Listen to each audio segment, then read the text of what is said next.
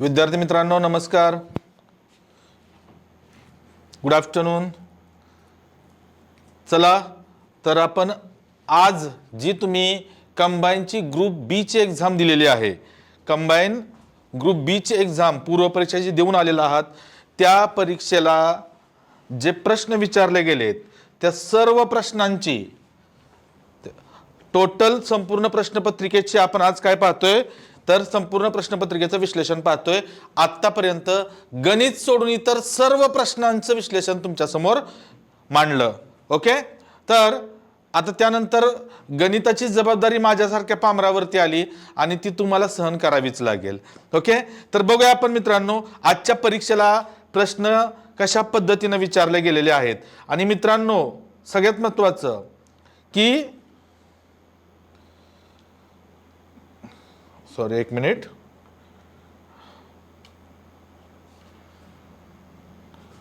हा चला तर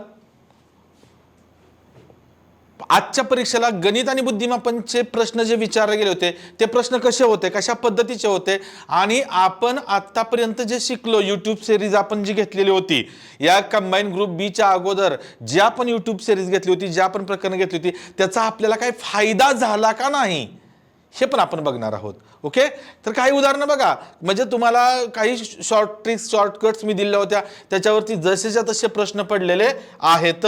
ओके, तर बघा मित्रांनो इथं एकच मिनिट फक्त थोडंसं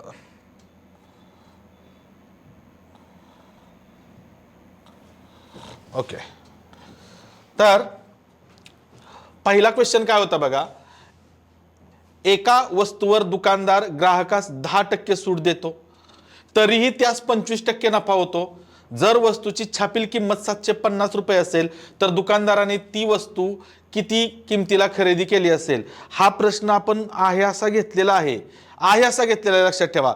आपण नफा तोटा प्रकरण घेतलेला आहे, नफा तोटा प्रकरणामध्ये आहे असा प्रश्न म्हणजे सेम टू सेम नाही, थोडे आकडे बदलले असतील, हा प्रकार आपण घेतलेला आहे लक्षात ठेवा। आणि या प्रकारावरती हा एकच नाही तर या परीक्षेला 2 प्रश्न पडलेत सेम या प्रकारावरती, अजून एक प्रश्न पडलेला आहे पुढे, बरोबर।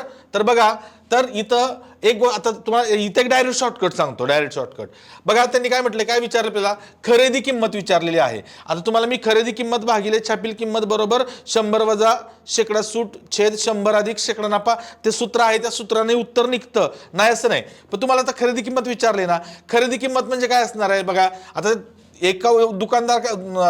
एका वस्तूवर दुकानदार ग्राहकास काय करतो, 10% सूट देतो। 10% सूटचा अर्थ 100च्या तुलनेत 90 रुपये, बरोबर की नाही।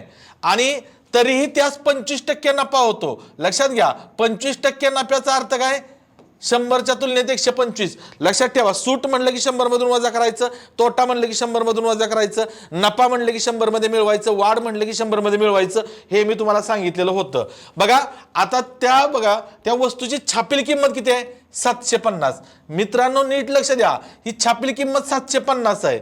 म्हणजे छापील किंमत, आता नफा कधी होतो लक्षात ठेवा, म्हणजे छापील किमतीला विकल्यानंतर नफा होणार की नाही त्याला, छापील एक गोष्ट कायम लक्षात ठेवा, छापील किमतीला विकल्यानंतर नफा होतो। मग इथं लक्षात ठेवायचं 125, शॉर्टकट तुम्हाला सांगतो, 125 म्हणजेच 750। छापील किंमत किती आहे, 750, आणि 750 ला विकल्यानंतर 25% नफा होतोय। तर ते 10% सूट कशावरती देतोय, तो खरेदी किमतीवर 10% सूट देतोय की नाही। मग त्याच्यावर मग 90 लाख किती, आणि यांचा करायचा काय मित्रांनो, यांचं करायचं क्रॉस मल्टिप्लिकेशन। 125 ला 750 तर 90 ला किती ही येणारी डायरेक्ट किंमत असते। मग इथं x इज इक्वल टू या दोघांचा गुणाकार 90 गुणिले 750 आणि x ला गुणिले 125 आहे, तिकडे भागिले 125 होतं।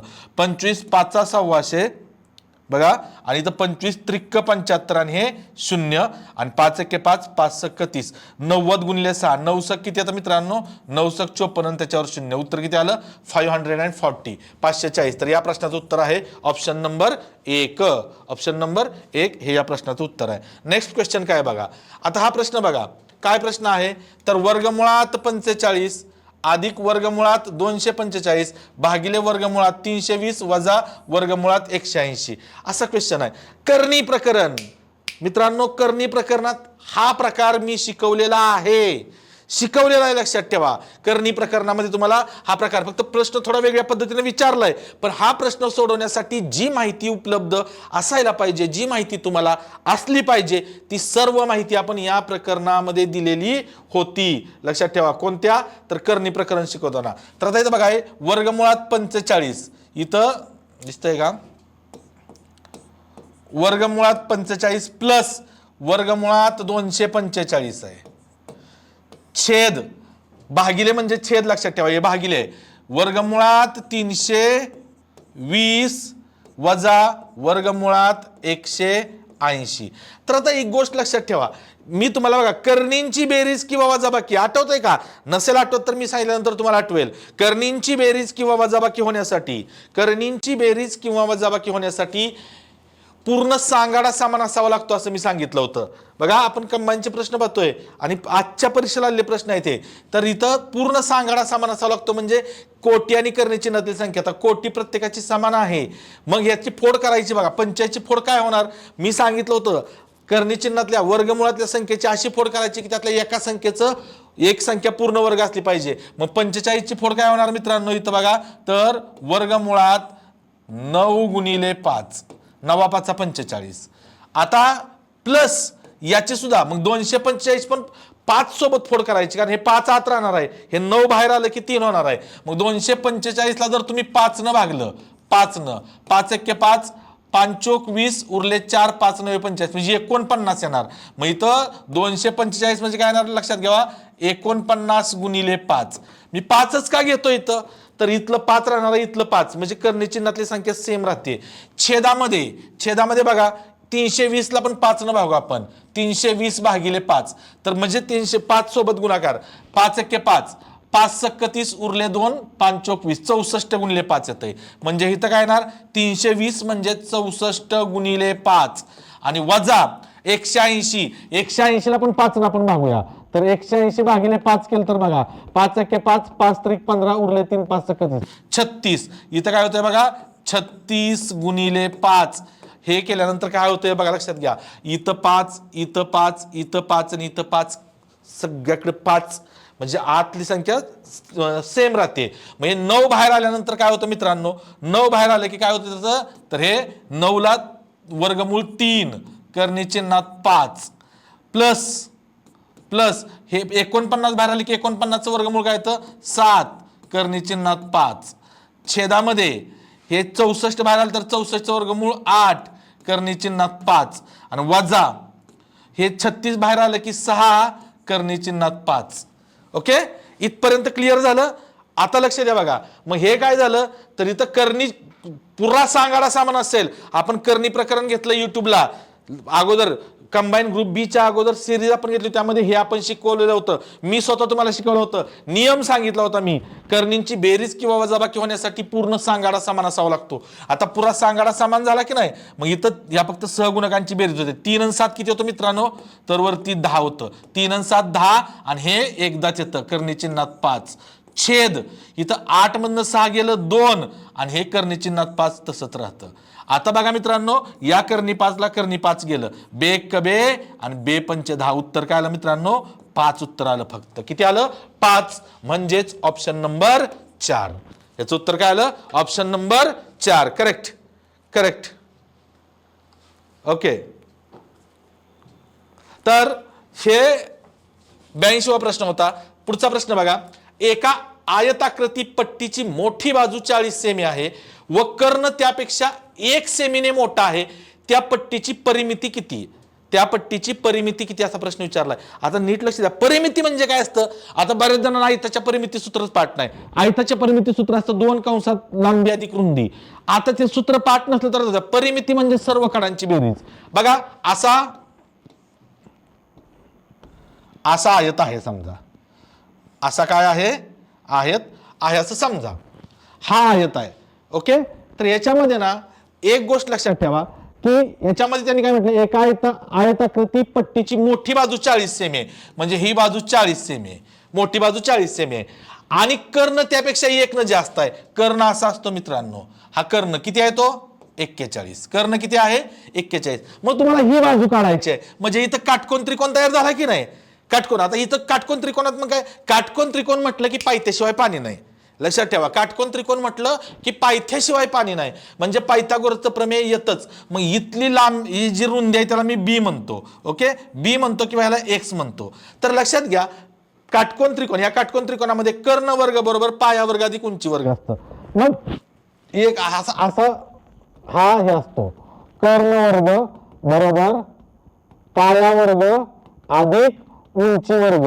हे आपल्याला तोंडपाठ असणं गरजेचं आहे. हा पायथागोरसचा सिद्धांत आहे, लक्षात ठेवा. पायथागोरस म्हणजे कर्ण किती आहे बघा, कर्ण किती आहे 41. 41चा वर्ग बरोबर पाया किती आहे 40चा वर्ग अधिक उंची किती आहे x वर्ग. तर लक्षात घ्या, हे अधिक 40 वर्ग इकडे आल्यानंतर काय होणार, वजा होणार. मग इथं काय झालं, इथं बघा 41चा वर्ग वजा 40चा वर्ग बरोबर x वर्ग. आता तुम्ही म्हणणार 41चा वर्ग आम्ही कधी करत बसणार, 40चा वर्ग कधी करत बसणार, नका करत बसू. तर लक्षात घ्या, तर a वर्ग वजा b वर्ग काय असतं माहितीये का, a वर्ग वजा b वर्ग किंवा सलग दोन क्रमवार लक्षात घ्या. सिंपल गोष्ट तुम्हाला सांगतो, क्रमवार दोन नैसर्गिक संख्यांच्या वर्गांमधला फरक हा त्यांच्या बेरजे एवढा असतो, फिक्स. लक्षात ठेवा, क्रमवार दोन नैसर्गिक संख्यांच्या वर्गामधला फरक हा त्यांच्या बेरजे एवढा असतो. विषय संपला. बेरजे एवढा असतो म्हणजे ह्या दोघा क्रमवार दोन नैसर्गिक संख्या आहेत की नाही, आणि त्यांच्या वर्गातला फरक त्यांच्या बेरजे एवढा. म्हणजे 41चा वर्ग वजा 40चा वर्ग म्हणजेच काय येणार मित्रांनो माहिती आहे का, 41 अधिक 40 किती होतं 81. मग x वर्ग बरोबर 81. मग इथं लक्षात ठेवा, डायरेक्ट शॉर्टकट. मग x बरोबर काय येणार, तर वर्गमूळ 81चं वर्गमूळ 9. म्हणजे ह्या x ची किंमत किती आली मित्रांनो, x बरोबर 9 आली. झाला, तर तुम्हाला उत्तर सहज काढता येतं. मग परिमिती करायची, हे 40 तर हे 40 असणार, हे 9 तर हे 9 असणार. मग 40 आणि 40 80 अधिक 9 9 18 करा बेरीज, तर 80 आणि 18 किती झालं 98. तर त्यांची परिमिती किती येणार 98 सेंटीमीटर. सूत्रपाठ नसलं तरी पण हे मात्र माहीत असावंच लागतंय. जरी याचं सूत्र माहीत नसेल, परिमिती सूत्र माहीत नसू द्या, परिमितीची कॉन्सेप्ट माहीत असणं गरजेचं आहे. मी तुम्हाला कित्येक वेळा सांगितली, केवळ शॉर्टकटनं तुमच्या कायम लक्षात राहतील असं नाही. आता मला सूत्र पाठ नसतं, समजा मला पाठ आहे, तुम्ही म्हणणार तू काय आता घरनं पाठ करून आला असाल आमच्या समोर शायनिंग मारशील, असंही तुम्ही म्हणणार, म्हणू शकताय, बिंदास म्हणा. मी तर म्हणतोय तुम्ही माझ्यापेक्षा जास्त शायनिंग मारा. ओके, पाठ करून येऊन चांगला अभ्यास करून माझ्यापेक्षा जास्त शायनिंग तुम्ही मारा, असं मी नेहमी म्हणेन. पण बघा, मला माहिती आहे 2 कंसात लांबी अधिक रुंदी ह्याची परिमिती आहे, पण मला परिमिती सूत्र जरी आठवत नसलं तरी मला परिमितीची कॉन्सेप्ट माहिती आहे. सर्व कडांची बेरीज, सर्व बाजूंची बेरीज, कडांची बाजूची. 40 आणि 40 80 आणि 9 9 18 80 18 98 मी उत्तर काढू शकतो. नेक्स्ट क्वेश्चन काय बघा, दोन संख्या 5-7 प्रमाणात आहेत. जर दोन्ही संख्यांमध्ये 12 मिळवले तर त्यांचे प्रमाण 7 होते, तर मूळ दोन संख्यातील फरक किती आहे. लक्षात घ्या, आपण युट्यूब सिरीजमध्ये गुणोत्तर आणि प्रमाण हे प्रकरण घेतलेलं आहे, आणि या प्रश्नाची शॉर्टकट मी तुम्हाला तिथं सांगितलेली आहे. या प्रश्नाची शॉर्टकट आणि कॉन्सेप्ट दोन्ही पण आपल्या गुणोत्तर आणि प्रमाण या प्रकरणामध्ये मी सांगितले. तरी इथं मी सांगतो बघा, त्या मूळच्या दोन संख्या काय आहेत 50 7 आहेत, आणि नंतर त्या काय होतात मित्रांनो 7 9 होतात. मूळच्या संख्या 50 7 आहेत आणि त्या काय होतात 7 9 होतात. म्हणजे इथं किती न वाढ झाली +2, इथं किती न वाढ झाली +2, 2 2 न वाढ झाली का नाही. पण ही 2 2 न वाढ कशामुळे होते, त्या दोन्ही संख्यामध्ये किती मिळवल्यानंतर 12, बरोबर की नाही. म्हणजे इथं 2 पॉइंटचा अर्थ 12 आहे. 2 पॉइंट म्हणजे किती आहे 12 आहे. लक्षात ठेवा. मग 5 पॉइंट म्हणजे काय असणार 5 पॉइंट, 2 पॉइंट म्हणजे 12, तर 1 पॉइंट म्हणजे 6, 5 पॉइंट म्हणजे 30, 7 पॉइंट म्हणजे 7 × 42, 30 आणि 12 झाला, विषय संपला. पण त्याच्यापेक्षा तुम्हाला सांगतो, तर इथं 2 पॉइंटचा अर्थ 12 आहे. तर त्यांनी विचारलंय काय बघा, मूळ दोन संख्यातील फरक किती. आता या मूळच्या दोन संख्यांमध्ये किती पॉइंटचा फरक आहे हो, किती पॉइंटचा फरक आहे. इथं फरक किती आहे 5 आणि 7 मध्ये, तर 2 पॉइंटचा. आणि 2 पॉइंट म्हणजेच किती आहे 12 आहे की नाही. आलं ना उत्तर 12. काहीच करू नका, दिलेलं उत्तर बघा 5 इथं 2 वाढलं 7, 7चं 2 वाढलं 9, मग 2 न वाढ झाली याच्यामध्ये, बरोबर की नाही? 2 न म्हणजे मला माहिती आहे 2 पॉईंट म्हणजे 2 न वाढ होते, तर ऍक्च्युअल किती संख्या वाढवल्यामुळे 12, म्हणजे 2 पॉईंट म्हणजे 12 आहे. मग ह्या दोघांमध्ये किती पॉईंटचा फरक आहे? 5 आणि 7 मध्ये 2च पॉईंटचा फरक आहे. मग 2 पॉईंटचा फरक आहे म्हणून 2 बरोबर 12, म्हणून त्या मूळ 2 संख्येतला फरक किती आहे मित्रांनो? 12. शुअरली याचं उत्तर ऑप्शन 2 आहे, 12. ओके, ही शॉर्टकट मी तुम्हाला शिकवलेली आहे, सांगितलेली आहे. शॉर्टकट शिकवलेली आहे, सांगितलेली आहे. ओके, ठीक आहे. नेक्स्ट क्वेश्चन काय बघा. 2 रेल्वे गाड्या एकाच दिशेने अनुक्रमे 112 किलोमीटर प्रति ताशी व 76 किलोमीटर प्रति ताशी वेगाने धावत आहेत. वेगवान गाडी ही धीम्या गाडीत बसलेल्या एका व्यक्तीला 20 सेकंदात ओलांडते, तर वेगवान गाडीची लांबी किती आहे? आता इथं बघा, तुम्हाला सांगतो, लांबी विचारली म्हणजे तुम्हाला अंतर विचारलंय, तर अंतर बरोबर सूत्र काय असतं? वेग. लक्षात घ्या, काय असतं? वेग गुणिले वेळ. आता इथं फक्त काय झालंय बघा, तर इथं किलोमीटर तास दिलंय आणि इथं सेकंद दिलंय, त्यामुळे इथं फक्त गुणले काय येतं? 5/18 येतं. सूत्रात किमती ठेवा आणि देवपूजा करा. ओके, हे मी तुम्हाला आपलं रेल्वेचं प्रकरण झालेलं आहे, त्याच्यामध्ये पण मी तुम्हाला हे 5/18 वगैरे किंवा 18/5 कसं येतं, काय येतं, हे सगळी कॉन्सेप्ट मी तिथं क्लिअर केलेले आहे. तुम्ही युट्यूबला ते व्हिडिओ पाहू शकता. आता वेग मात्र इथं कसा येतो माहिती आहे का मित्रांनो? सापेक्ष वेग येतो. का माहिती आहे का? 2 गाड्यांचे वेग आहेत, 2 गाड्यांचे, तर 2 गाड्यांचे वेग आहेत की नाही? एका गाडीचा वेग किती आहे? 112 आणि दुसऱ्या गाडीचा किती आहे? 76, आणि दोन्ही गाड्या एकाच दिशेने. बघा, सापेक्ष वेग ही कॉन्सेप्ट मी तुम्हाला आपल्या व्हिडिओ लेक्चरमध्ये मी तुम्हाला क्लिअर केलेली आहे. तुम्ही पाहिले नसेल तर पहा, आपल्या व्हिडिओ लेक्चरमध्ये युट्यूबच्या सिरीजमध्ये मी ती क्लिअर केली होती की 2 गाड्या एकाच दिशेने प्रवास करत असतील तर त्यांचा सापेक्ष वेग हा त्यांच्या वेगांच्या फरका इतका असतो, आणि 2 गाड्या परस्पर विरुद्ध दिशेने प्रवास करत असतील तर त्यांचा सापेक्ष वेग हा त्यांच्या वेगांच्या बेरजे इतका असतो. मग इथं सापेक्ष वेग काय येणार मित्रांनो? यांच्या 112 आणि 76च्या वजाबाकी इतका. 12तून 6 गेलं 6, इथं 10 राहिलं, 10तून 7 गेलं 3, म्हणजे सापेक्ष वेग किती आला इथं? 36. आणि वेळ किती आहे मित्रांनो? 20 सेकंद गुणिले 5/18. 18 × 18, 18 दुने 36. इथं बघा, 20 दुने 40, 40 पंच किती येतं मित्रांनो? 200 मीटर. तर वेगवान गाडीची लांबी किती असणार? 200 मीटर्स. ऑप्शन नंबर 2, 200 मीटर हे त्याचं फायनल आन्सर असेल. नेक्स्ट क्वेश्चन पहा. एक दुकानदार एका वस्तूची खरेदी रुपये 1200 मध्ये करतो व ती विकतो, जेणेकरून त्याला 20% नफा होतो. नंतर तो मार्क केलेल्या किमतीवर 10% सूट देतो. वस्तूची मार्क केलेली किंमत किती आहे? मार्क केलेली किंमत म्हणजे छापील किंमत. लक्षात ठेवा. आता ह्याची शॉर्ट बघा, हा दुसरा प्रश्न आहे याच परीक्षेत, याच कॉन्सेप्टवर आलेला, छापील किमतीवर, खरेदी किमतीवर आधारित. तर लक्षात घ्या एक गोष्ट, छापील किंमत काढायची असेल ना, छापील किमतीचा संबंध हा नफ्याशी असतो.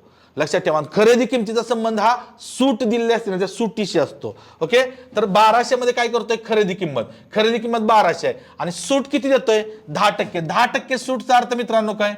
100च्या तुलनेत 90. ओके, आता नफा किती होतोय? 20% नफा. लक्षात घ्या, ह्या 20% नफ्याचा अर्थ काय होतो? 120 होतो. बरोबर नाही? तर लक्षात घ्या, आता ह्या सुट्टीचा संबंध खरेदी किमतीशी आहे. खरेदी किंमत किती आहे? 1200. म्हणजे लक्षात ठेवा, 90% म्हणजे 1200. 90% म्हणजे 1200. तर तुम्हाला नफा कितीला होतोय? 20% म्हणजे 120.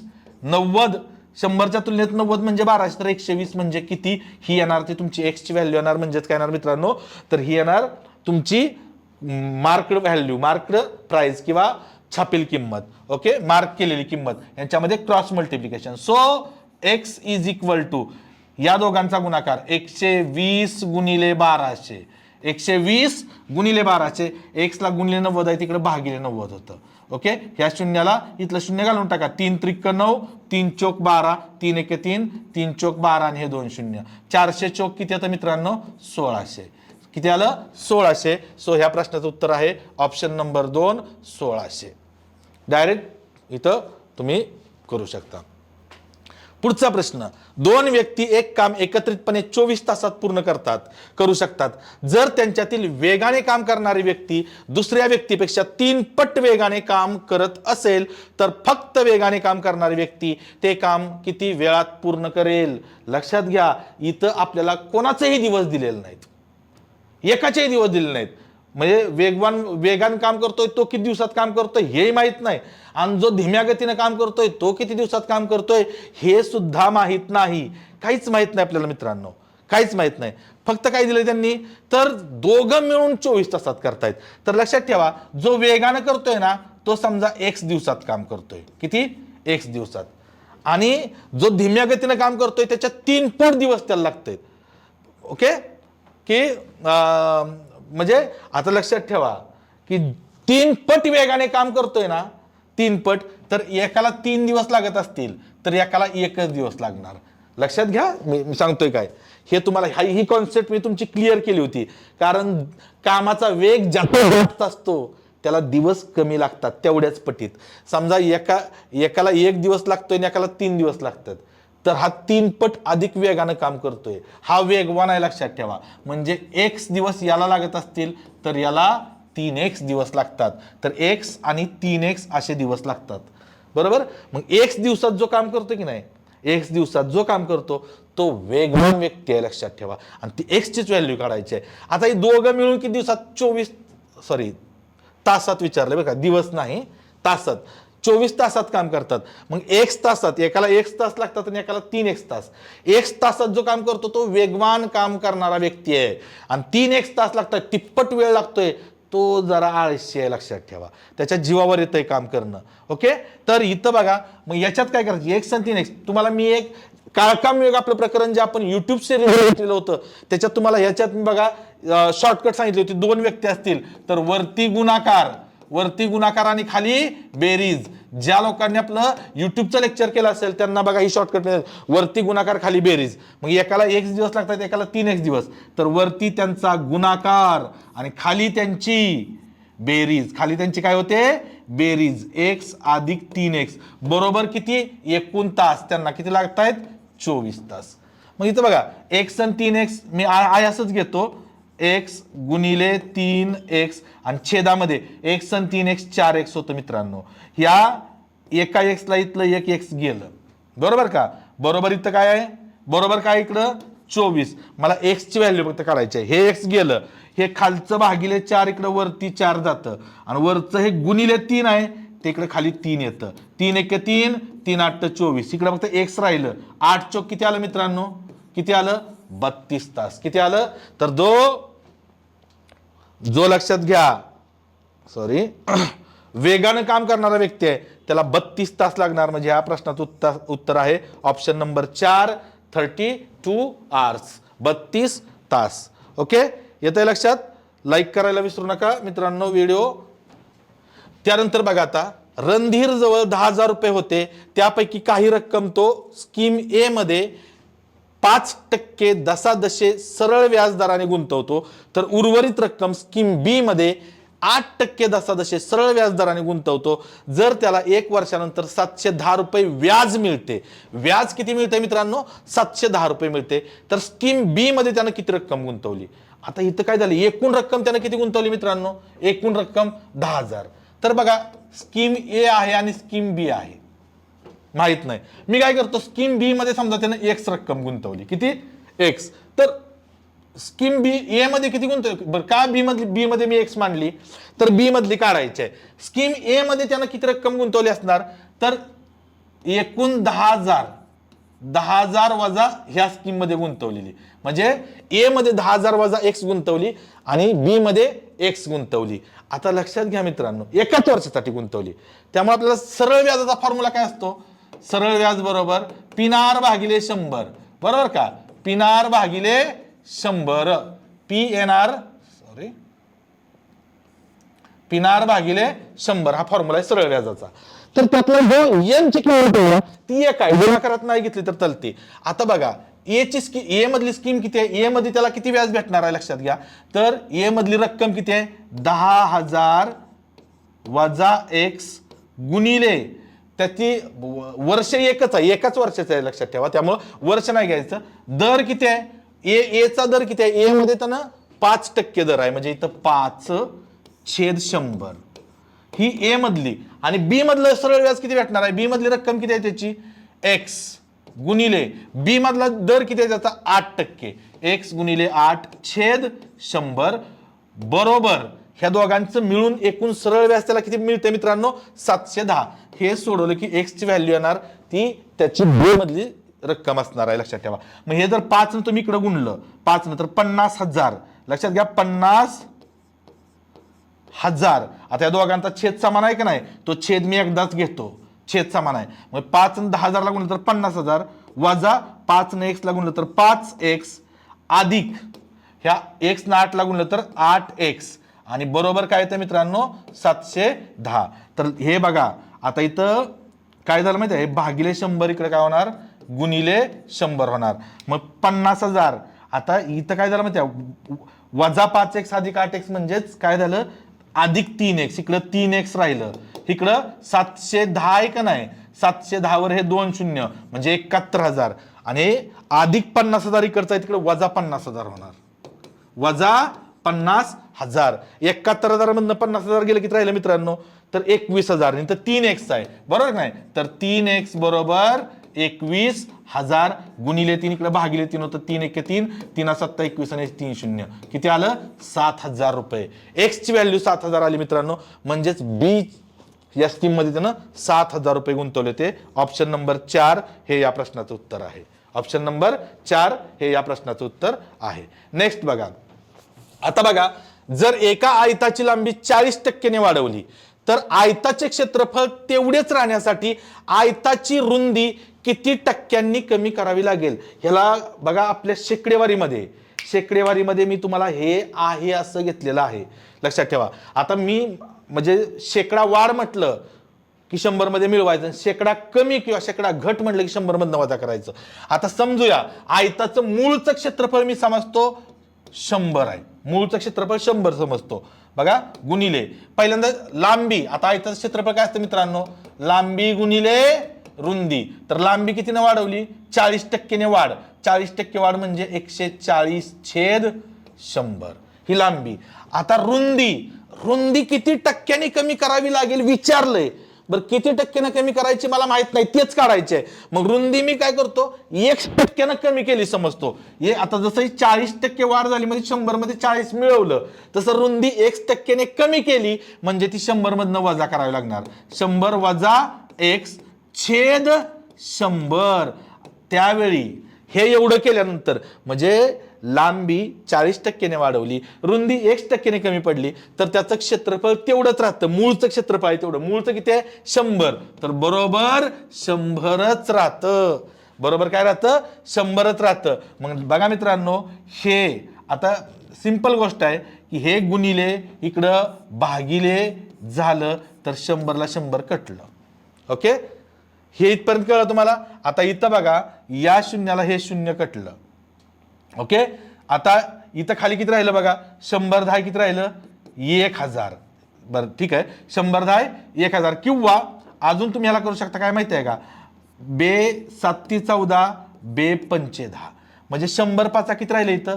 500. छेदातलं इथं एक आलं बरं का, एक इकडं. म्हणजे 100 पाचा 500 ते इकडं 500 काय होणार मित्रांनो? हे छेदातलं 500 इकडं वरती जाणार, गुणिले होणार 1 गुणिले 500. आणि इकडे काय राहिलं माहिती आहे का? 7. आणि हे लक्षात ठेवा, 7 गुणिले वरचं ते 7 छेदात जाणार, बरोबर नाही? आणि इकडे काय राहिलं? 100 वजा x. आता एक गोष्ट आणखी लक्षात ठेवा, हे वजा x इकडं अधिक x होणार आणि हे अधिक 500/7 आहे की नाही, तिकडे मायनस होणार. मग इथं काय होणार माहिती आहे का? 100 वजा 500/7 ही x ची व्हॅल्यू येणार, लक्षात ठेवा. मग इथं 100 किती? 700. 700 500 गेलं किती राहिलं? 100 700 500 गेलं तर आपलं उत्तर आलं x बरोबर 200/7. 200/7. पण त्यांनी ऑप्शन कसे दिलेत माहिती आहे का? पूर्णांक युक्त अपूर्णांकात दिलेत. तर 200/7चा अर्थ काय होतो? हे छेद 7 तसंच ठेवलं ना तर पूर्ण भाग कितीचा लागतोय बघा मित्रांनो. इथं पूर्ण भाग 7 दुने 14 उरले 6, त्याच्यावरती घेतलं हे 0. 7 8 56 56 तर उरले किती 4 ते 4 इथं आपण घेतो तर किती आलं 28.4/7%. तर त्याची रुंदी 28.4/7% कमी करावी लागेल म्हणजेच याचं उत्तर आहे ऑप्शन नंबर 2 28.4/7% रुंदी कमी करावी लागेल. पुढे बघा प्रश्न काय टीना हिने काही आंबे खरेदी केले काही आंबे खरेदी केले त्यातील 10% आंबे सडके होते. शिल्लक आंब्यापैकी 80% आंबे तिने मित्रांना दिले. जर तिच्याकडे 45 आंबे उरले असतील तर तिने बाजारातून एकूण किती आंबे खरेदी केले. हाही प्रश्न प्रकार आपण आपल्या सिरीज मध्ये घेतलेला लक्षात ठेवा.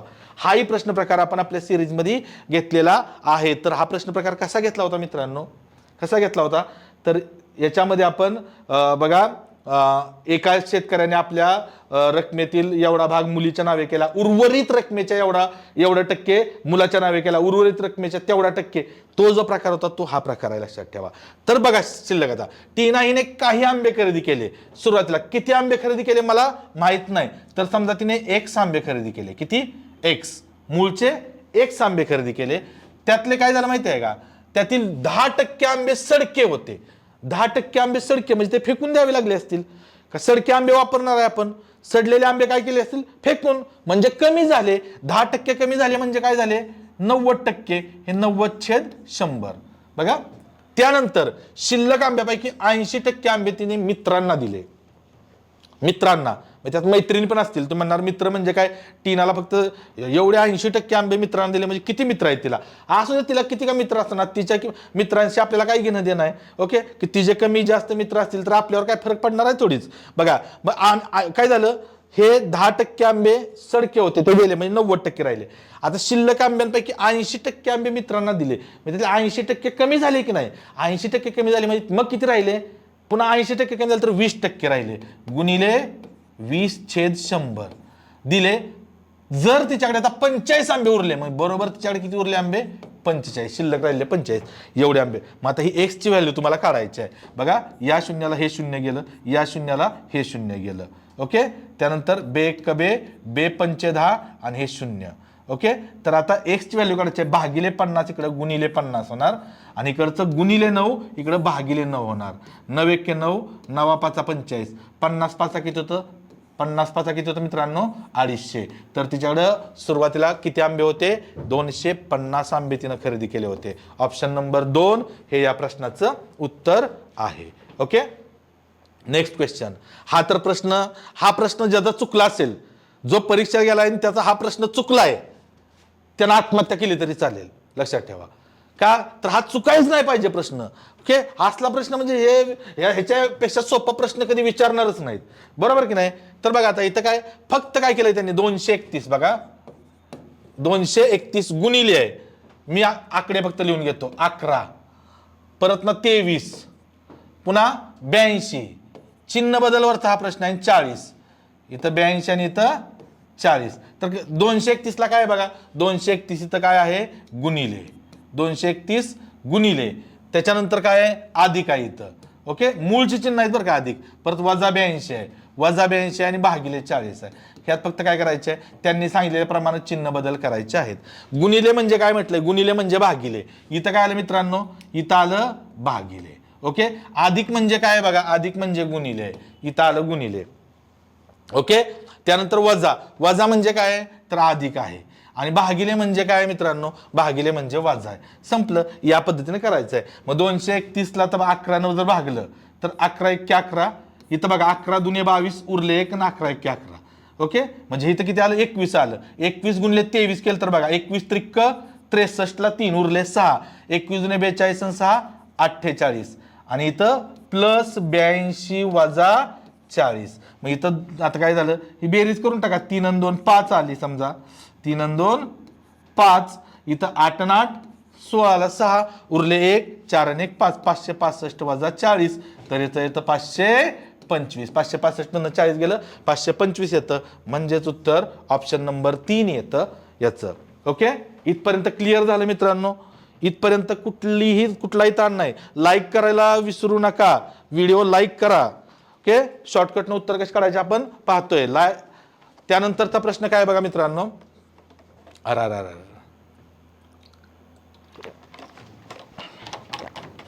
हा प्रश्न तुम्हाला नीट दिसतोय की नाही काय समजेना मला.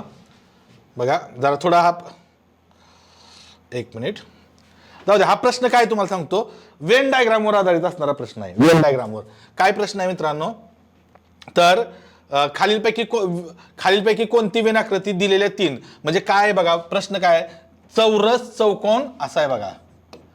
चौरस चौकोन आणि समभुज चौकोन, चौरस चौकोन आणि समभुज चौकोन ह्या तिघांचं रिलेशन दाखवणारी आकृती कोणती. तुम्हाला मी शॉर्ट मध्ये सांगतोय याचं उत्तर काय. तर पहिलं तुम्हाला सांगतो, चौरस आणि समभुज चौकोन. चौरस आणि समभुज चौकोन हे चौकोनाचे दोन प्रकार आहेत लक्षात ठेवा. त्यामुळं सगळ्यात बाहेर जी आकृती येणार लक्षात ठेवा ही चौकोन असणार. ही कशाची आकृती असणार, चौकोन. आणि चौकोनामध्ये काय येणार तर दोन प्रकार आहेत. कोण, चौरस चौरस आणि समभुज चौकोन. लक्षात ठेवा चौरस आणि समभुज चौकोन. मग लक्षात ठेवा समभुज चौकोन म्हणजे काय, सर्व भुजा समान असणारा चौकोन. आणि चौरस म्हणजे सुद्धा काय असतो बघा, हा चौरस आहे, हा चौरस आहे लक्षात ठेवा.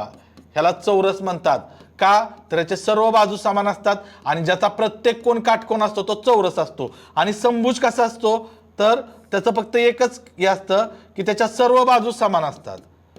ह्या सर्व बाजू समान असणारा समभुज, पण त्याचा प्रत्येक कोण काटकोन असेलच असं नाही.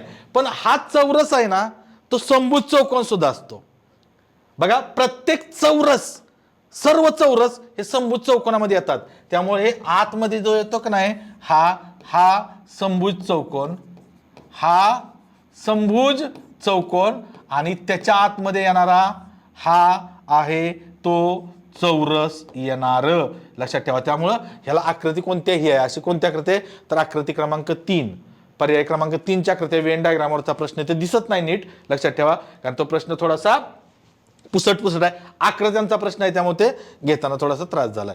पुढचा 93वा प्रश्न काय बघा, अक्षर मालिकेतील वगळलेल्या अक्षरांची संख्या प्रत्येक वेळी एकाने कमी होत जाते. या नियमाचे पालन करणारी खालीलपैकी कोणती अक्षर मालिका आहे, असा प्रश्न. एकाने म्हणजे काय, इथं लक्षात घ्या तुम्हाला सरळ अक्षरांचे क्रमांक माहित असणं गरजेचं आहे. इथं मी एक वेळ लिहून घेतो बघा. पहिला इथं आता पहिला ऑप्शन काय आहे इथं तर BHMQSU, BHMQSU इथं असं लिहून घेतो. तर पहिला ऑप्शन, तर सरळ नंबरिंग करायचं. सरळ काय करायचं, नंबरिंग करायचं. मग बी चा क्रमांक 2, एच चा क्रमांक 8, एम चा क्रमांक 13. एक फरक त्यातला एक न कमी झाला पाहिजे. 2 आणि 8 मध्ये 6चा फरक आहे. 8 आणि एक न कमी होत जाते. क्यू चा क्रमांक 17, एस चा क्रमांक 19, यू चा क्रमांक 21. तर इथं 13 आणि 4 17, 17 आणि 2 19, इथं 2 झालं. इथं बघा 4, इथं 1 चा फरक पडला. 6 + 1 5, 5 4, पण इथं 2 चा फरक पडला. 2 चा नाही 1 चा फरक पाहिजे. तर पहिला ऑप्शन कटला. दुसरा ऑप्शन काय बघा, दुसरा ऑप्शन काय मित्रांनो तर CHMQTV, CHMQTV असं आहे. इथं पण बघा आता सी चा 3, एच चा 8, एम चा 13 हाय का बघा. 3 आणि 5 8, बरोबर नाही. 8 आणि 5 13, फरक नाही हो, फरक पडत नाही, समान फरक येतोय. त्यामुळे दुसरा ऑप्शन सुद्धा कटला. तिसरा ऑप्शन काय FJNQ बघा, FJNQST असा हा तिसरा ऑप्शन आहे. तर इथं बघा 6 10, एफ चा 6, जे चा 10, एन चा 14 असतो, क्यू चा 17 क्रमांक असतो, एस चा 19 असतो, T20 ह्यांच्यात बघा 6 आणि 4 10, 10 आणि 4 14 समानच फरक येतोय. फरक एक न कमी गेला पाहिजे असा शेवटपर्यंत. मग 3 ऑप्शन शुअरली कटले ना परीक्षेत मित्रांनो, हा चौथा ऑप्शन शुअरली बरोबर असतो. 3 ऑप्शन जर शुअरली कटले तर चौथा ऑप्शन शुअरली बरोबर असतो. याला याच पद्धतीने सोडावं लागतंय बघा. प्रत्येक ऑप्शन इथं चेकच करावं लागतोय. मग चौथा ऑप्शन काय आहे मित्रांनो बघा, चौथा ऑप्शन FLQ बघा, FLQ UX आणि Z. तर इथं बघा एफ चा क्रमांक 6, एल चा 12, क्यू 17, यू 21, एक्स 24 आणि झेड 26. बघा बरं आता इथं 6 आणि 12 मध्ये 6चा फरक आहे. 12 आणि 5 17, 17 आणि 4 21, 21 आणि 3 24, 24 आणि 2 26. बघा एक एक न फरक कमी होत गेला. 6 5 4 3 2 म्हणून याचं उत्तर काय मित्रांनो ऑप्शन नंबर 4. 94वा प्रश्न काय बघा. बस शाळेत पोहोचली तेव्हा दक्षिणेकडे तोंड करून उभी होती. घरून निघाल्यावर ती 2 वेळा डावीकडे 1 वेळा उजवीकडे वळाली. तर घरून निघताना तिचे तोंड म्हणजे बसचं तोंड म्हणजे चेहरा कोणत्या दिशेला होता. आता इथं लक्षात घ्या, डायरेक्ट घर घ्यायचं.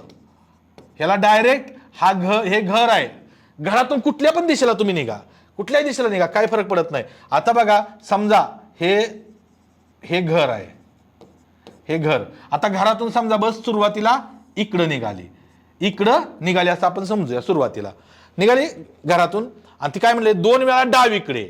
आता 2 वेळा डावीकडे म्हणजे आता तोंड इकडं आहे तिचं. डावीकडे म्हणजे कुठं खाली वळली, एकदा डावीकडं आणि पुन्हा डावीकडं. 2 वेळा डावीकडे वळाली आणि 1 वेळा उजवीकडे वळाली. 1 वेळा कुठं वळाली, उजवीकडे वळाली. बघा घरातून इकडे निघाली. 2 वेळा काय म्हटलंय, घरातून निघाल्यानंतर घरून निघाल्यावर 2 वेळा डावीकडे.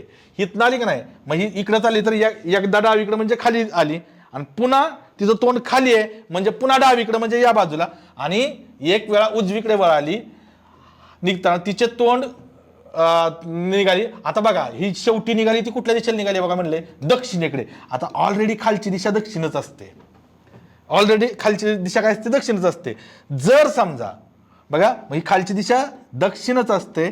मग इथं जर ती दक्षिणेला आता शेवटी काय म्हणलंय बघा, बस शाळेत पोहोचली तेव्हा दक्षिणेकडे तोंड करून, इकडे दक्षिणेकडे तोंड करून म्हणजे घरातून सुरुवातीला कुठे निघाली बघा, या बाजूला निघाली. मग इथं मी बघा दिशा काढतो फक्त. ह्या दिशा कशा असतात तर अशा, उत्तर, खाली दक्षिण, इकडं पूर्व आणि इकडं पश्चिम. काय असते तर सुरुवातीला ती घरातून कोणत्या दिशेला निघाली होती मित्रांनो, पश्चिम दिशेला. कोणत्या, पश्चिम दिशेला. म्हणजे उत्तर ऑप्शन नंबर 3 असेल. उत्तर काय असेल याचं, ऑप्शन नंबर 3. ओके.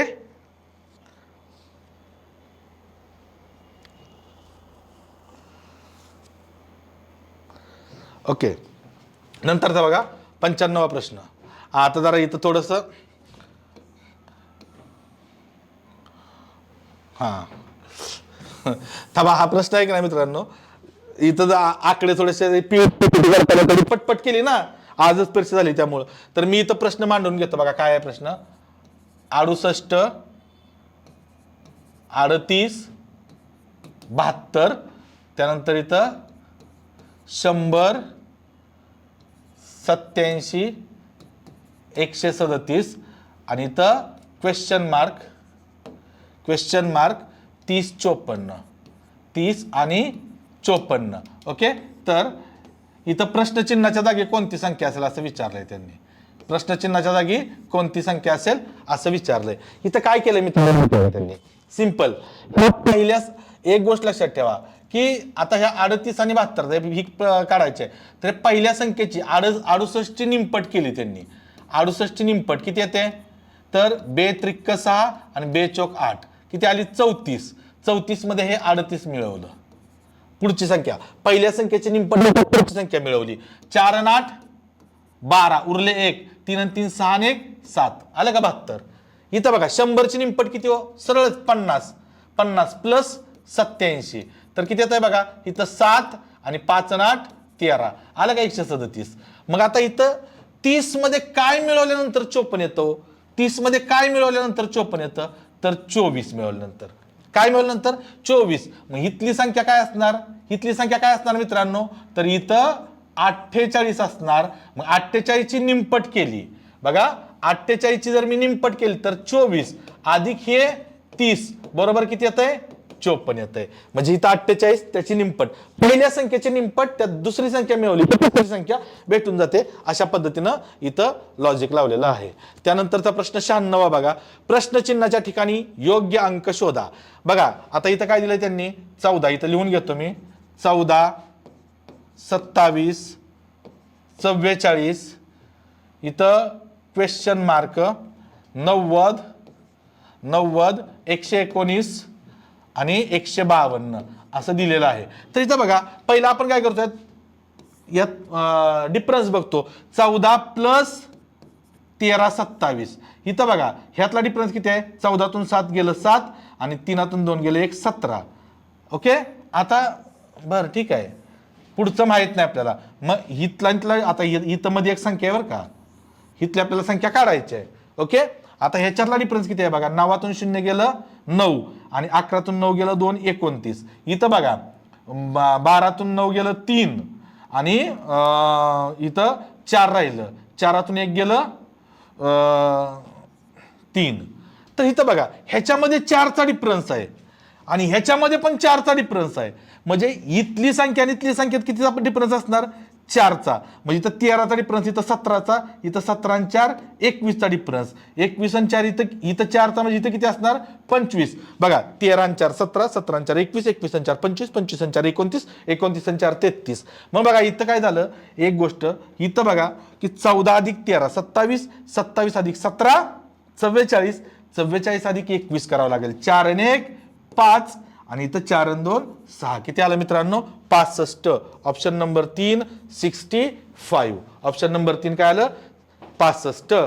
हे या प्रश्नाचं उत्तर आलं. ओके, नेक्स्ट प्रश्न काय बघा, खालील 2 विधानांपैकी एक प्रतिपादन व एक कारण आर असे दिले आहेत.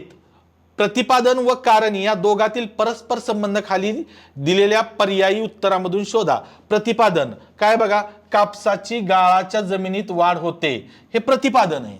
ओके, आता रिझन काय आहे त्याचं? कारण गाळाच्या जमिनी ह्या खूप सुपीक असतात. आता एक गोष्ट लक्षात ठेवा, आपण सगळे शेतकरी कुटुंबातले आहोत, बरोबर नाही?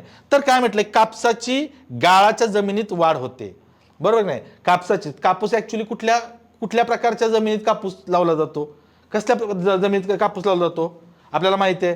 तर कापूस हा नेहमी काळ्या जमिनीत लावला जातो. काळवाट रान असतं काळ्या मातीचं, काळ्या मातीमध्ये कापूस चांगला येतो, बरोबर? लक्षात ठेवा काळ्या. ती गाळाची जमीन, जर समजा गाळाची जमीन काळ्या मातीची असेल, तो गाळ काळा असेल, तर त्याच्यामध्ये कापसाची वाढ होते. म्हणजे हे बरोबर आहे, हे बरोबर आहे. आता गाळाच्या जमिनी ह्या खूप सुपीक असतात, हे सुद्धा बरोबर आहे, हे सुद्धा बरोबर आहे, दोन्ही बरोबर आहे. आता त्यांनी काय म्हटलंय बघा, इथं पहिला ऑप्शन काय, ए व आर हे दोन्ही बरोबर आहे. दुसऱ्या ऑप्शन मध्ये पण काय दिले, ए व आर हे दोन्ही बरोबर आहे, दोन्ही बरोबर आहे. पण पुढे काय दिले बघा, आर हे ए चे अचूक स्पष्टीकरण आहे आणि दुसऱ्याच्यात दिले आर हे ए चे अचूक स्पष्टीकरण नाही. याच्यात मे काय खरी. तर काय आर म्हणजे हे आहे का नाही, कारण हे प्रतिपादनाचं अचूक स्पष्टीकरण आहे का नाही हे आपल्याला शोधून काढायचं आहे. नीट लक्ष द्या, कापसाची गाळाच्या जमिनीत वाढ होते, ठीक आहे, बरोबर आहे. आणि गाळाच्या जमिनी ह्या खूप सुपीक असतात, पण त्या फक्त कापसासाठी असतात का? लक्षात घ्या, गाळाच्या जमिनी फक्त कापसासाठी असतात का? वरती कापसाचा उल्लेख केलाय, फक्त कापसासाठी असतात का? तर नाही. गाळाच्या जमिनीत इतर पिकं पण येऊ शकतात ना, इतर पिकांकीन जे काय असतील, वेगवेगळी पिकं असतील, ती पण येऊ शकतील. फक्त कापूसच येतो का? नाही. त्यामुळं हे दोन्ही बरोबर आहेत. हे दोन्ही विधान काय, प्रतिपादन आणि कारण दोन्ही बरोबर आहेत. मात्र हे कारण ह्या प्रतिपादनाचं अचूक स्पष्टीकरण होत नाही, अचूक स्पष्टीकरण होत नाही. कारण गाळाच्या जमिनी ह्या सुपीक असतात, मग त्या फक्त कापसासाठीच असतात का? म्हणजे जगातल्या गाळाच्या जमिनीत फक्त कापूसच येतो का? आता आमच्यात कापूस केलाच नाही, म्हणजे त्या गाळाच्या जमिनीत तसे राहणार का? नाही. तर इतर पिकं सुद्धा येऊ शकतात ना त्याच्यात. त्यामुळे अचूक स्पष्टीकरण नाही. त्यामुळे या प्रश्नाचं उत्तर आहे ऑप्शन नंबर 2 संभाव्य उत्तर आहे. आयोग काय देईल ते देईल. ओके, संभाव्य उत्तराचं 2 आहे. ओके, त्यानंतर 98वा प्रश्न काय आहे बघा. हा, आता इथं बघा, हा प्रश्न थोडासा नीट आहे. तुमच्याकडे जर प्रश्नपत्रिकाची असेल तर ती प्रश्नपत्रिका समोर घेऊन बसला तरी चालेल. हा प्रश्न डेटा इंटरप्रिटेशन वरती आहे, माहिती पृथक्करण वरती. काय, एका शाळेमध्ये A B C D E आणि एफ अशा 6 व्यक्ती शिक्षक म्हणून कार्यरत आहेत. प्रत्येक शिक्षक 2 विषय शिकवतात. त्यापैकी एक अनिवार्य विषय आहे आणि दुसरा ऐच्छिक विषय आहे. बरं, किती शिक्षक आहेत बघा, 6 शिक्षक आहेत. एक लक्षात घ्या, इथं ए बी, जरा जागा कमी आहे थोडीशी पण असू द्या, A B C D E आणि एफ असं आहेत 6. आता काय म्हणलंय, त्यापैकी प्रत्येक 2 हे 6 शिक्षक आहेत ना, हे प्रत्येक शिक्षक 2-2 विषय शिकवतो. त्यामध्ये एक ऐच्छिक विषय आहे आणि एक अनिवार्य आहे. लक्षात ठेवा, या बाजूला मी काय करतो तर अनिवार्य घेतो, जागा थोडीशी अपुरी पडते, आणि इकडे काय करतो ऐच्छिक घेतो, ऐच्छिक. ओके, किंवा जरा आपण मांडताना थोडंसं वेगळं मांडू, असं मांडूया म्हणजे काय होईल, A B C D E आणि एफ हे 6 विषय आहेत, 6 शिक्षक आहेत. ओके, तर प्रत्येक जण 2 विषय शिकवणार आहे. लक्षात घ्या, प्रत्येक जण काय करणार आहे, 2 विषय शिकवणार आहे. खाली आणि वर असं करतो मी, खालचं असं. मग ते विषय कसे आहेत बघा, तर या वरचे जे आहेत ते आपण त्याला काय म्हणू, अनिवार्य म्हणूया, अनिवार्य. आणि जे खालचे विषय आहेत नाही हे वरती, आणि खाली आहेत ते ऐच्छिक आहेत असं आपण म्हणूया.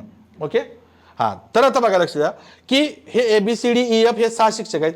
आता त्यांनी माहिती काय दिली बघा, डी चा ऐच्छिक विषय इतिहास आहे. आता डी बघा, डी चा ऐच्छिक विषय काय झाला इथं, इतिहास झाला. डी चा ऐच्छिक विषय इतिहास झाला. ओके, ठीक आहे, इतिहास आहे. जो की इतर, आता इथं बघा, जो की इतर 3 जणांचा अनिवार्य विषय आहे. म्हणजे लक्षात ठेवा, इतिहास आहे ना, इतिहास, इतिहास हा डी व्यतिरिक्त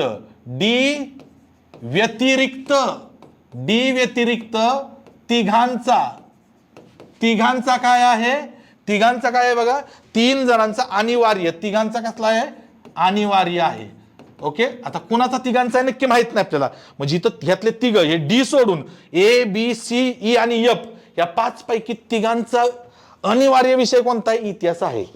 पण बघू आपण पुढे जाऊन त्या संदर्भात काय आपल्याला माहिती भेटते. आता बघा, ई आणि एफ यांचा 2 पैकी एक विषय भौतिकशास्त्र आहे. कुणाचा बघा, ई आणि एफ. तर इथं बघा, ई आणि एफ यांचा का नाही, समजा 2 पैकी एक भौतिकशास्त्र आहे. आता नक्की माहित नाही हो, ह्याचा पण भौतिक आहे समजा इथं, आणि ह्याचा पण भौतिक आहे असं आपण घेऊया. तो भौतिक इथला असेल किंवा भौतिक कुठला असेल, इथला असेल किंवा भौतिक इथला असेल, माहित नाही आपल्याला. ई आणि एफ चा म्हटलंय त्यांनी. ओके, आहे. आता बघा, एफ चा गणित हा अनिवार्य विषय आहे. आता एफ चा इथं लक्षात ठेवा, एफ ला इथं भौतिक नाही, तर एफ चा इथं कुठला विषय आहे, गणित आहे. एफ चा कोणता आहे, अनिवार्य विषय गणित आहे एफ चा. बघा, एफ चा गणित हा अनिवार्य विषय असून तो सी आणि ई चा ऐच्छिक विषय आहे. आता सी चा ऐच्छिक विषय काय आहे मित्रांनो, गणित. आणि ई चा सुद्धा ऐच्छिक विषय कुठला आहे, गणित. इथं भौतिकच्या ऐवजी त्याचा कुठला आला बघा, इथं भौतिकच्या ऐवजी आता कुठला आला, गणित. कुणाचा, ईचा. म्हणजे इथं त्याचा भौतिकच असणार ईचा आता अनिवार्यमध्ये. ओके, आता एक गोष्ट लक्षात घ्या, ह्या ईचा आणि एफचा भौतिक आणि गणित झाला अनिवार्य. आता डी व्यतिरिक्त तिघांचा अनिवार्य विषय कोणता मित्रांनो, इतिहास. मग राहिले कोण बघा, आता डी व्यतिरिक्त 1 2 3 हे तिघच राहिले का नाही. म्हणजे याचा इतिहास आहे इथं, याचा इतिहास आहे इथं, आणि याचा सुद्धा इतिहास आहे, कारण या तिघांचा इतिहास येणार. डी व्यतिरिक्त तिघांचा म्हटलंय तर हे दोघांचा ऑलरेडी भौतिक आणि गणित आला. ओके, मग आता पुढे काय दिलंय बघा. आता फायनली प्रश्न काय विचारलाय त्यांनी, प्रश्न काय विचारलाय बघा आता फायनली. तर यामध्ये शाळेतील एकमेव महिला शिक्षकाचा अनिवार्य विषय इंग्रजी आहे. तर सी चा अनिवार्य विषय विचारलाय, सी चा.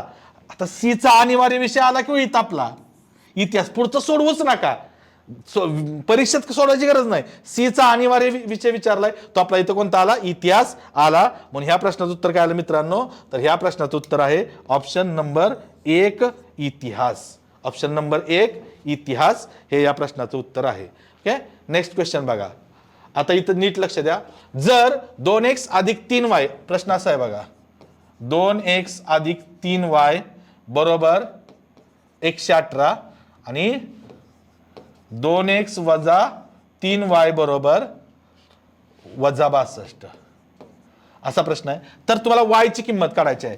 तुम्हाला सिंपल सांगतो मित्रांनो, y ची किंमत किंवा x ची किंमत कोणाची काढायची असेल, जर इथं लक्षात ठेवा, दोन्ही समीकरणामधले जे सहगुणक आहेत चलपदांचे, म्हणजे व्हेरिएबलचे जे कोइफिशियंट्स आहेत, इथं 2 आहे इथं 3 आहे, तेच खाली असतील आणि एकात बेरीज असेल आणि एकात वजाबाकी जर असेल ना अशा समीकरणामध्ये, त्याला डायरेक्ट शॉर्टकट सांगतो. डायरेक्ट वायची किंमत काढताना काय करायचं माहिती आहे का, या दोघांची वजाबाकी करायची. वायची किंमत काढताना याची याची म्हणजे 118 वजा 62 आणि त्याला भागिले काय करायचं माहिती आहे का, कुणाची किंमत काढायची आपल्याला, वायची किंमत काढायची आहे. तर वायचे जे सहगुणक आहेत का नाही, काय आहे तिथं 3, ह्या 3ची बेरीज 3 आणि 3 6, खाली काय करायचं 6 घ्यायचं, विषय संपला. हे 3 म्हणजे इथं लिहितो वाटलं तर 3 अधिक 3 संपला विषय. वायची किंमत डायरेक्ट, समीकरण तुम्हाला सोडवायची गरज पडत नाही, समीकरण सोडवायची गरज पडत नाही. मग एक इथं वजा अधिक होतं लक्षात ठेवा, 118 अधिक 62 भागिले 6, मग 118 आणि 62 किती येतं 180 भागिले 6, 6 1 6, 6 3 18 आणि 0. उत्तर काय आलं मित्रांनो 30 आलं. उत्तर किती आलं 30. ऑप्शन नंबर 4 या प्रश्नाचं उत्तर आहे. संपला. जर तुम्हाला याच प्रश्नात बघा शॉर्टकटनं लगेच इथं हे समीकरण म्हटलं तर डोक्याचं दही करतात, बरोबर की नाही, ती बेरीज करा वजाबाकी करा आणखीन काय कुठाने करा, नाही करायची गरज. डायरेक्ट शॉर्टकट तुम्हाला सांगितली. काय करायचं, जर समजा वायची आणि एक्सची व्हॅल्यू काढायची असेल एक्सची, तर ह्या दोघांची बेरीज करायची, फक्त ह्या दोघांची बेरीज करायची. मग काय होणार 118 प्लस वजा 62 आणि भागिले, आता एक्सची व्हॅल्यू काढताना एक्सच्या सहगुणकांची बेरीज 2 अधिक 2. मग बघा एक अधिक वजा वजाच होतं, इथं काय होणार बघा 118 वजा 62 भागिले 4, म्हणजे 8तून 2 गेलं 6 आणि 11तून 6 गेलं 5 छेद 4, 4 1 4, 4 1 4, 4 चौक 16, म्हणजे एक्सची व्हॅल्यू किती येणार मित्रांनो 14 येणार. एक्सची व्हॅल्यू 14. जर एक्सची व्हॅल्यू काढायची असेल तरी तुम्हाला शॉर्टकटनं काढता येते, वायची व्हॅल्यू विचारली तर शॉर्टकटनं काढता येते, पण याचं उत्तर आपल्याला वायची व्हॅल्यू काढायची आहे. तर वायची व्हॅल्यू काढायचं या दोघांची बेरीज भागिले वायच्या सहगुणकांची बेरीज, संपला विषय छेदात. त्याचं उत्तर येतं 30. आणि लास्ट क्वेश्चन पुन्हा एकदा 2 प्रश्न विचारले बघा याच्यावरती, कशावरती, दिशाज्ञान चाचणीवरती. तर एक चोर एका घरात त्याची लूट लपवतो, पोलीस त्याचा पाठलाग करत असताना तो पश्चिमेकडे 2 किमी धावतो. आता इथं सरळ धावतोय ना, हे दिशाज्ञान म्हणलं ना, एक लक्षात ठेवा, हे उई पुवा द नै पवा, उई पुवा द नै पवा, हे लक्षातच ठेवा कायम.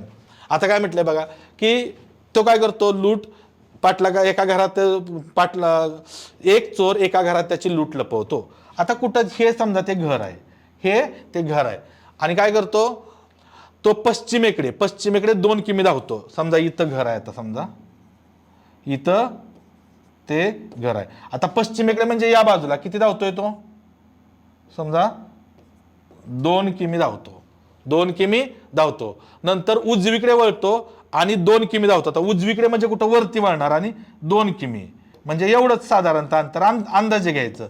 2 किमी वळतो, 2 किमी पश्चिमेकडे 2 किमी धावतो, नंतर उजवीकडे वळतो आणि 2 किमी धावतो, नंतर उजवीकडे वळतो. आता वर तोंड करून चाललाय तो, उजवीकडे म्हणजे या बाजूला वळणार, उजवीकडे वळतो, आणखी 7 किमी धावतो. आता 7 किमी म्हटलंय जरा थोडं मोठं अंतर आहे, हे 2 प्लस इकडे 5 असणार, अंदाजे घ्यायचं. ओके, हे 7 किमी इथं समजा, हे 7 किमी इकडे गेला.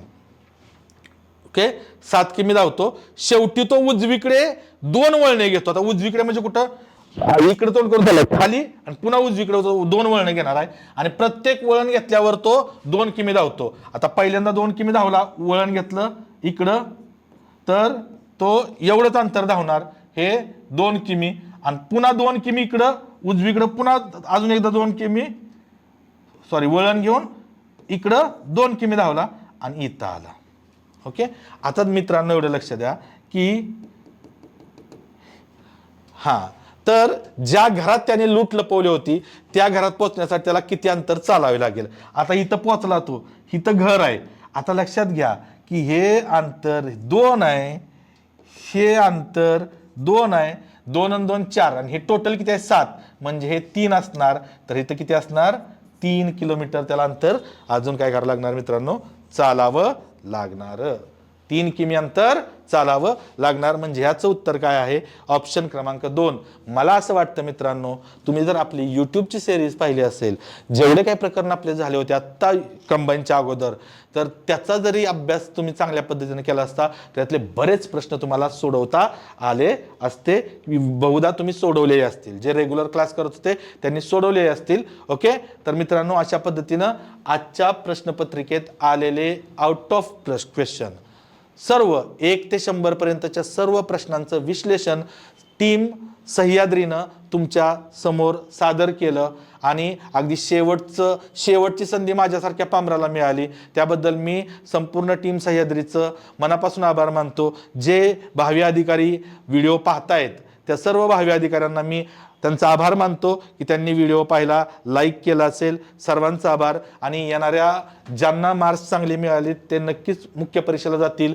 मुख्य परीक्षेत पास होतील आणि अधिकारी होतील. ओके, सर्वांना माझ्याकडून खूप खूप शुभेच्छा. आणि आजच्या सेशनमध्ये मी इथंच थांबतोय. आपली पुन्हा भेट होईल नवीन सेशनमध्ये, नवीन काहीतरी गणिताचं घेऊन पुन्हा एकदा मी तुमच्या समोर हजर होईन. तोपर्यंत सर्वांना नमस्कार, धन्यवाद, थँक्यू सो मच.